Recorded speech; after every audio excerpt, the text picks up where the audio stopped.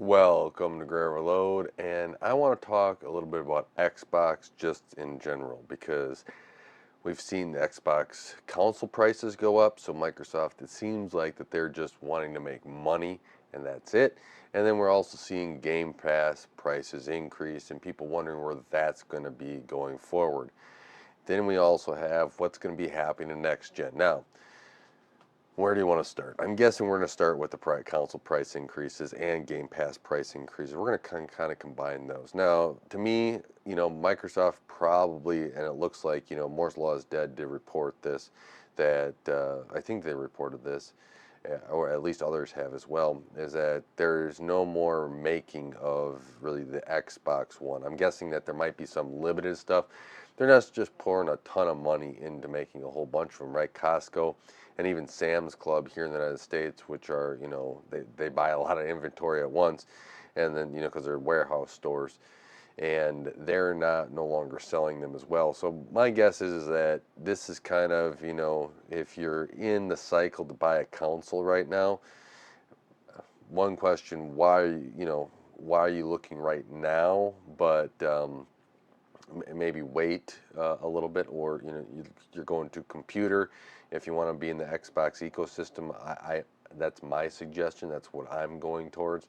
Or you're kind of looking at PS5 or even the some of the handhelds out there like the Nintendo Switch, or maybe even you're going to Steam Deck, something like that. But to me, it's the consoles are kind of, Microsoft's trying to make it to the next generation. That's all Microsoft's doing right now. They just want to capitalize on anyone that does want a new console. And some of this price increase may not just because that they want to make money on it, but maybe they also want to keep enough stock to get them to the end of the line. And if they don't have enough stock to get to the end of the line, it's, they don't want to spin up again and do another whole manufacturing side of this, and probably to give them some more time to do Xbox Magnus, I think is the code name, or at least that's the chip side of it.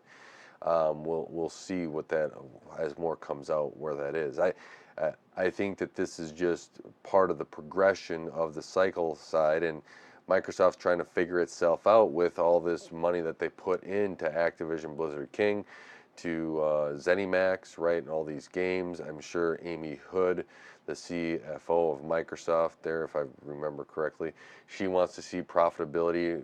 Satya Nadella wants to see profitability.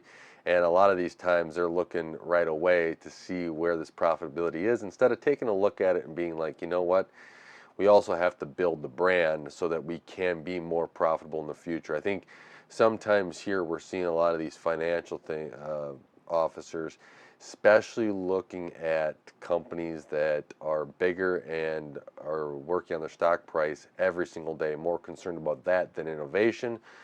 They are looking right directly at where are we going to be in the next 3 months, instead of where do we need to be in the next 3 years, 10 years, or down the line, and how we're going to build up to be successful and have a brand where people are going to be behind it, right? I'm always thinking of, one, I want the product to be developed, be well, and we got to have something that's serviceable today and that delivers to our customers of something that they're going to want and be excited about, right? Excited about is a benefit because that does generate some enthusiasm about the product, and it delivers something to the customers that they want and they need. And then two, you got to be looking down the road and making sure you're putting in a little bit of stuff down, so, and laying down the groundwork so that when you do hit that product down the road, you have an even better product for your consumers, and not something where you're looking in the short term here, and down the long term you're just hoping that it will get there.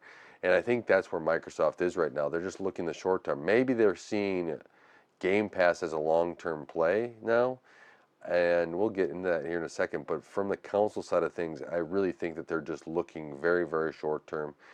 They may have a plan, but they have not told anyone about it, anyone to build up, and that's where you create uncertainty in your brand and in your commitment of what you're going to be able to deliver to consumers and what the consumers actually see, and that will lose people throughout. And that's where you don't want to be. You don't want to be in a limbo, right?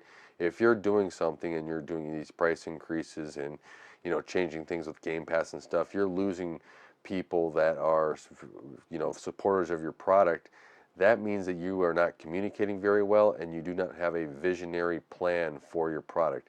Even if you might think internally you do, you're not doing a good job of communicating it, or you're just ignoring it. And I think Microsoft in this case is ignoring it because they're too concerned about how much money that they've spent in their gaming side of things. And, they need to deliver, right?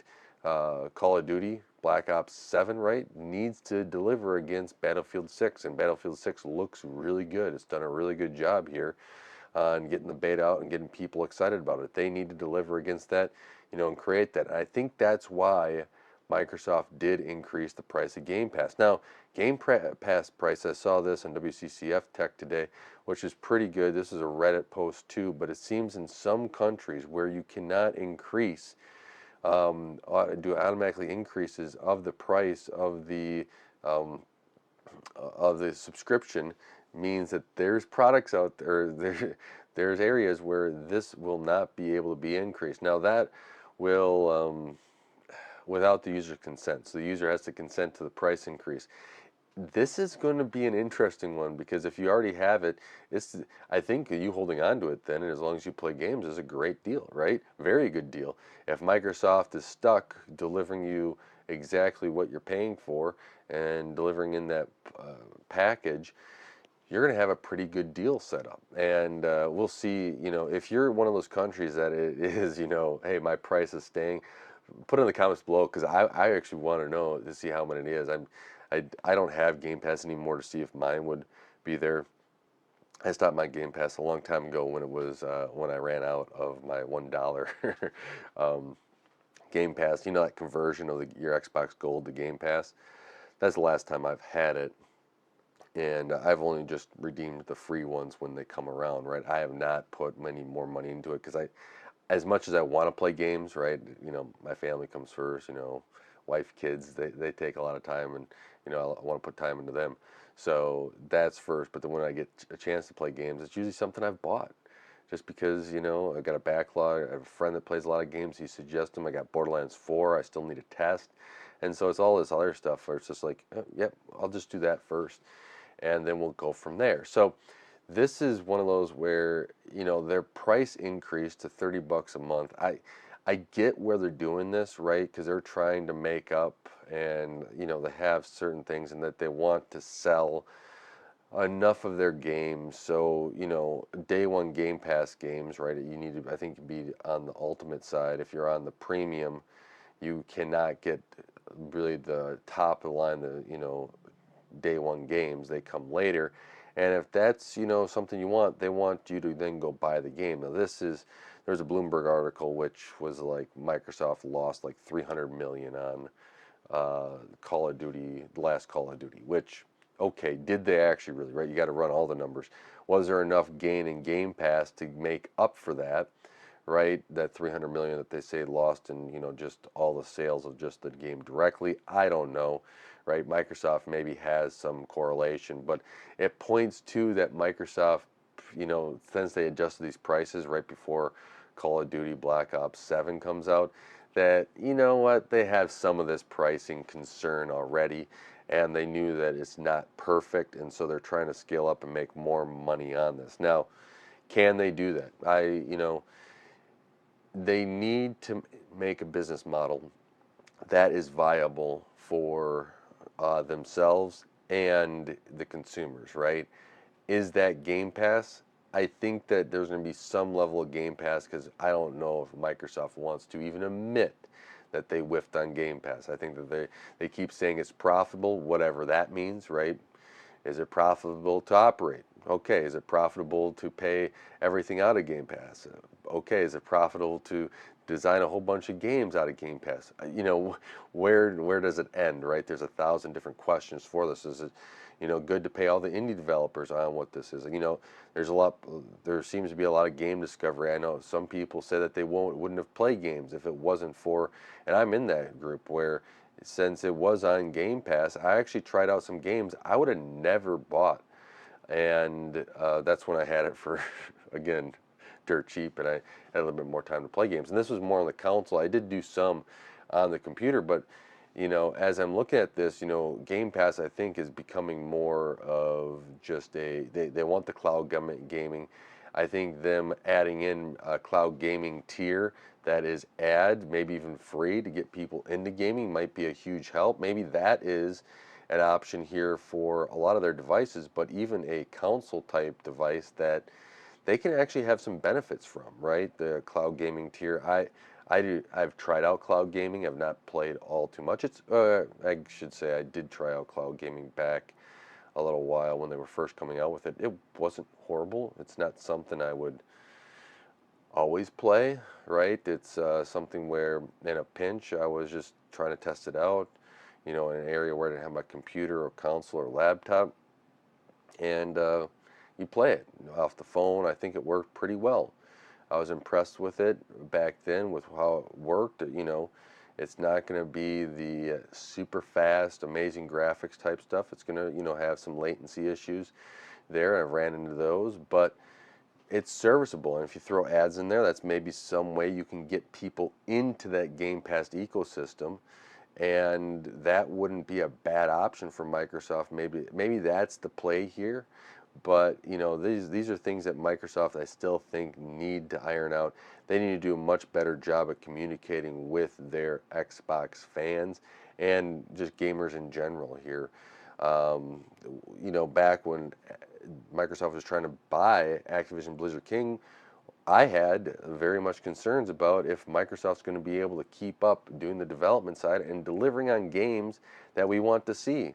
I'm still there, right? And this type of stuff that Microsoft's doing doesn't give me more encouragement that they're going to do and deliver on the games. It gives me less encouragement that they're going to be able to keep up developing games and do new IPs and invest in things. It's kind of those things that's shrinking. And if they do that, my fears that I did not want to have, right? I was hoping for the best, but it's always something I mentioned.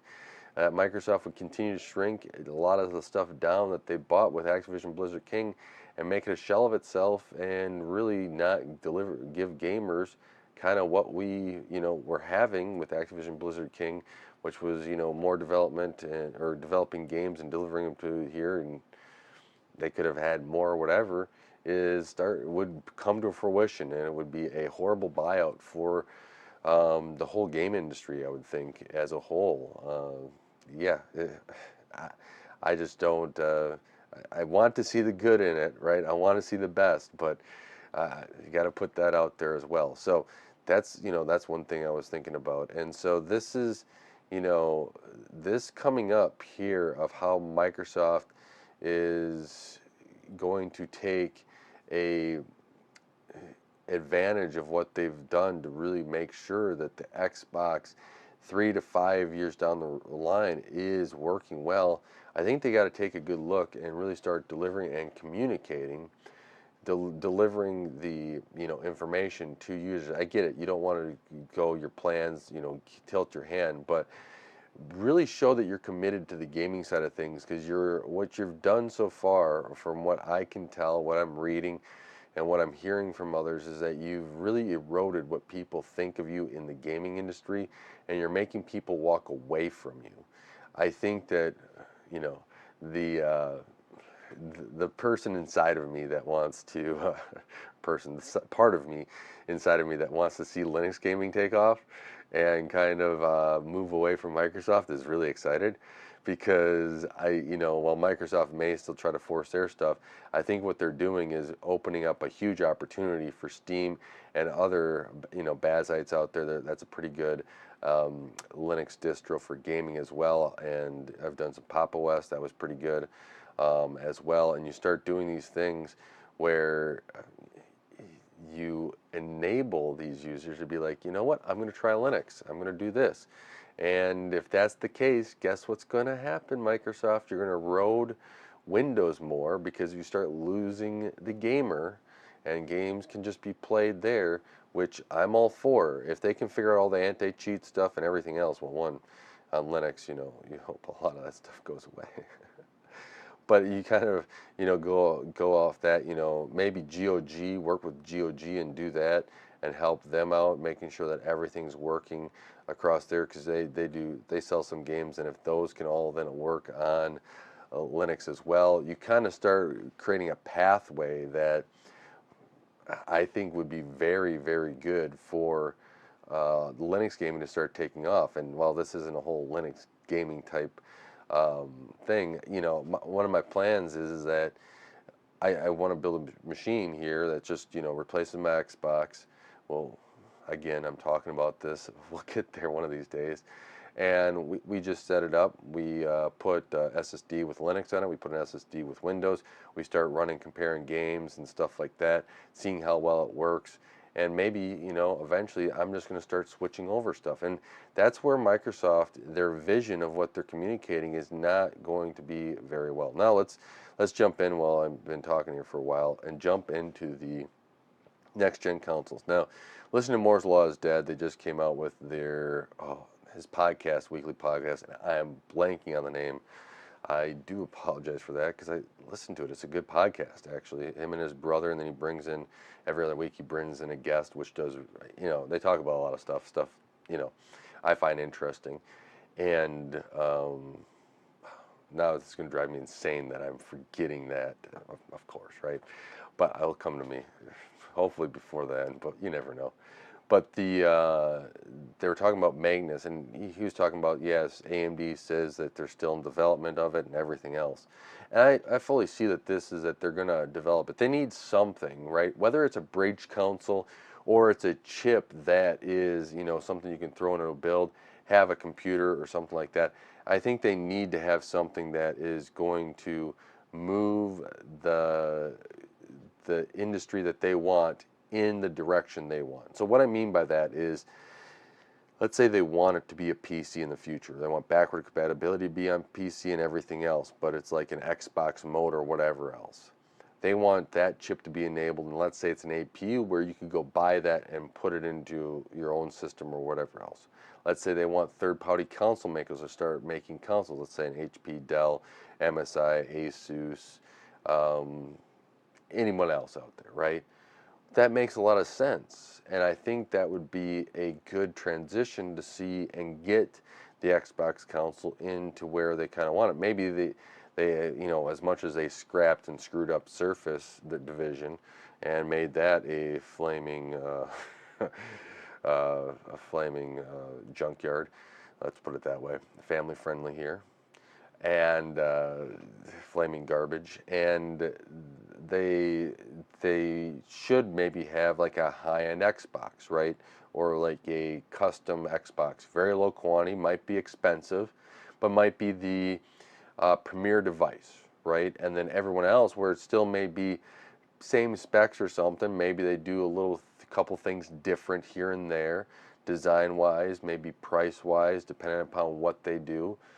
And you have those options. I think that these are very much things that Microsoft should take its consideration for this next gen APU, and maybe the generation after that. AMD's got these APUs being rolled out, and they design one just for at least the Xbox backwards compatibility, and that can roll on. I get it, there's probably something with old titles and stuff with backwards compatibility, but I'm hoping that what Microsoft would do is kind of make deals with these studios. Maybe some aren't around anymore or whatever else, but you figure out those studios and bring those games forward somehow so they can still be played. I get it, some of these game studios want their games only played there. Let's say even if those had to be repurchased. And I'm one of those people that have bought games from different like Steam or different Epic or GOG multiple times. So I'm willing to do that. I'm sure other gamers would, especially if it's not full price. But if you go into this backwards compatibility mode, even if you had to buy them again, and you can play those games, and they're supported on the PC, I think that is a great option overall. You'd bring the games forward, people would be happy, you'd have a system, and I think you compete in a unique way. I think that especially if you get Windows OS a lot more streamlined, especially way better for gaming, get that performance back. I think that's where this ROG Ally Xbox handheld comes into play, is to kind of smooth and get some of that stuff out. We have an option here where I think, or Microsoft does, where they can really deliver. And if they're communicating something of what their plans are within, 5 years, even though the prices of RGLAs are kind of, I think they're kind of up there, guess what? It's an option and it's out there, and they have this being delivered there of seeing what they're capable of. And if they move that software platform like that, I can see that as a pathway forward. Maybe you just have, an expensive console from Microsoft every generation, and then this APU just is out there and everyone can make a console. I think that would actually change perception, I think, for a lot of people, and be like, oh, cool, I can use this as a PC. I can just go into my Xbox, go game. I actually think that this would actually help out Steam a little bit when if they were ever to go out and deliver more console type stuff as well, which has been out there. That would actually help them, I think, out as well too, because people would just look at these as more gaming PCs than just consoles, and the software layer is just what enables, your backwards compatibility, your compatibility with stuff, and kind of that transition for people might be helpful a lot more. And then I still think Sony is going to be just fine. I think that they're going to be able to deliver and have consoles. I think that they're going to, they do a lot of good stuff over there at Sony. And then Nintendo, I don't see them kind of going anywhere at this point. So, yeah, that's kind of what I'm seeing with this. But let me know what your thoughts are on this Xbox mess of what they've gotten into. I do think it's a mess. I think that they have done it onto themselves of what people are talking about, and it's their fault. If they wanted a better situation, they could have communicated better, better about it, right? You increase prices, make it look like that instead of prices getting cheaper as the generation is getting more expensive, you increase the Game Pass prices. What do you think people are going to talk about? So you brought it upon yourselves. While you did this, right, you didn't increase prices all at once. You spread it out. I, I don't kind of feel bad for Microsoft. I think that they're doing it to themselves. I hope that they learn from it, but past their past does not show that they were going to. So with that, let me know in the comments below what you're doing about your gaming situation. Are you moving just to PC if you're a console gamer? If you're a PlayStation gamer, let me know. And you're just laughing at the Xbox turmoil that they've created, leave it in the comments below and I'll be sure to read them. But I want to thank you so much for supporting Grow Everyone and help this channel grow. I really do appreciate it. Don't forget to like, share, subscribe, and hit that bell icon, as it really does help out the channel. Until next time, God bless.